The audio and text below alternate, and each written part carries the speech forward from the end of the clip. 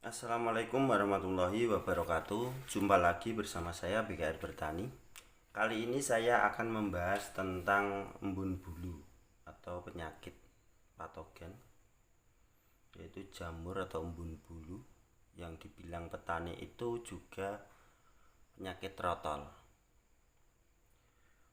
Nah, embun bulu ini sering terjadi menyerang tanaman itu di tanaman semangka, melon, labu, timun. Itu yang sering saya temukan. Ciri-ciri terserang embun bulu, coklat kekuningan. Itu bisa dilihat di bawah daun. Kalau belum fatal ya, baru gejala. Itu bintik-bintik di bawah daun kelihatan bintik-bintik kuning kecoklatan. Itu nanti langsung menguning terus dia berlubang seperti itu. Penyakit embun bulu itu penyebarannya sangat cepat sekali. Itu biasanya di suhu 15 derajat Celcius. Penyebaran itu 6 sampai 12 jam. Jadi petani itu jangan heran kalau paginya itu masih bagus, kelihatan besoknya lagi udah terserang jamur seperti ini atau embun bulu. Penyebab embun bulu itu satu, dari benih.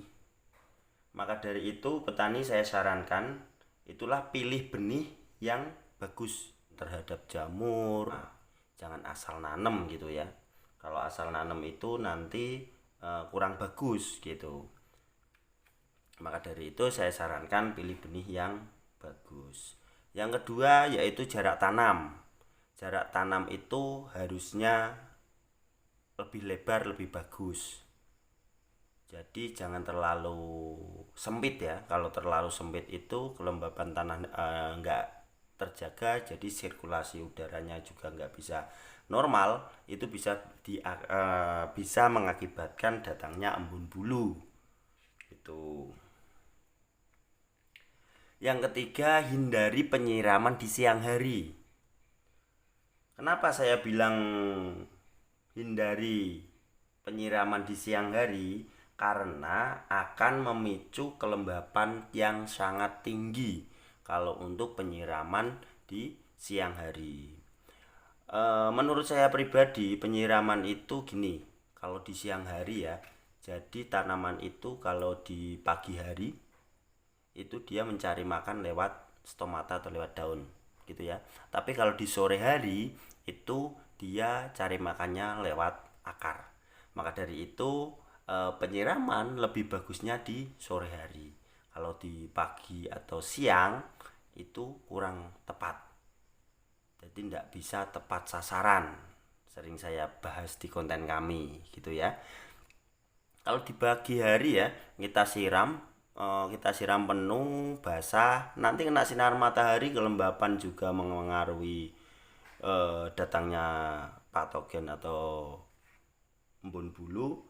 Dan juga itu kering, nanti kering, dan di saat dia proses malamnya dia cari makan lewat akar, dia udah nggak begitu bagus, jadi kurang tepat sasaran. Itu menurut saya pribadi di pengalaman kami. Yang keempat yaitu mengurangi unsur nitrogen. Nah, unsur nitrogen itu bisa nitrogen terlalu tinggi itu bisa mengakibatkan datangnya jamur atau embun bulu atau patogen. Saya sarankan kepada petani melon, jadi unsur nitrogen itu cukup 2 kali pemupukan. Ini saran saya. Dan pertama kali dan kedua, pupuk pertama, susulan pertama dan kedua, itu unsurnya harus unsur nitrogen yang tinggi.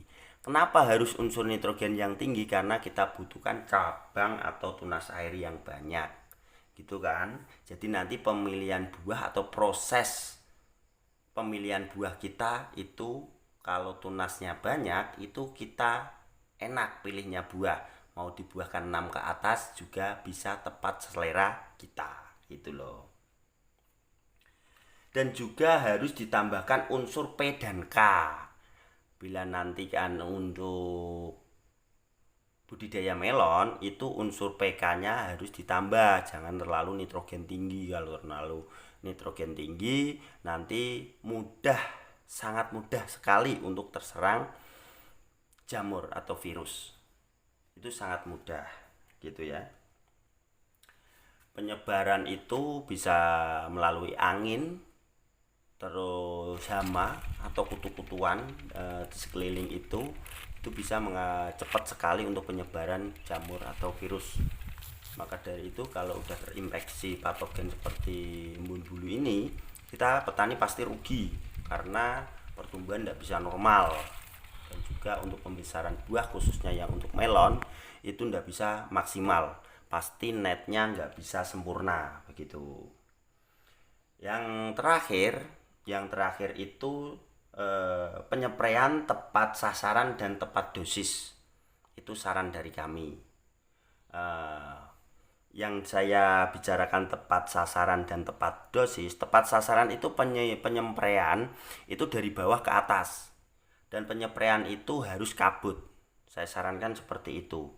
Dan juga tepat dosis itu biasanya di label itu ada tulisan di aturan pakai ya, itu ada tulisan 1/2 per liter.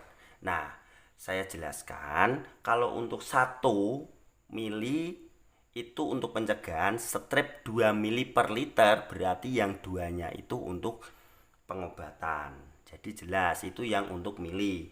Yang untuk gram juga sama, yang seperti tepung ya, itu sama 1 gram per liter 1/2 per liter. Jadi yang untuk pengobatan itu kita bisa menggunakan yang 2.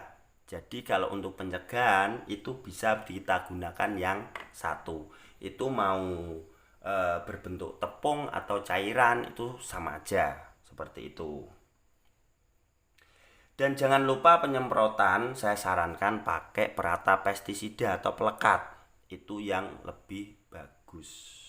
Dan saya sarankan untuk bahan aktif penyemprotan itu saya menggunakan propinep, chlorothalonil, difeconazole, azoxystrobin, dan mancozeb.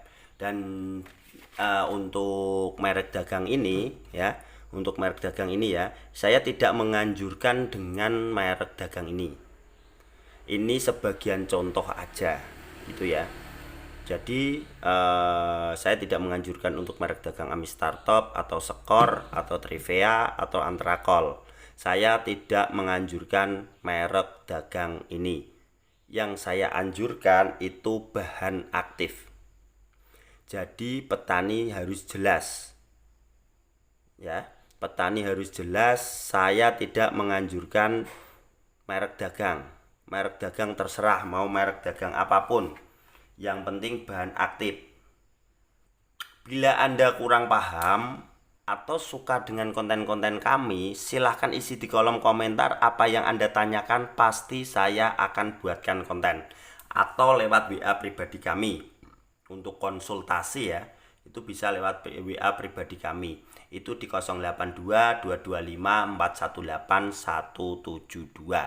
Oke, terima kasih. Jangan lupa subscribe, like, share ke teman-teman Anda bila video ini bermanfaat. Ikuti terus jejak kami, jejak pertanian.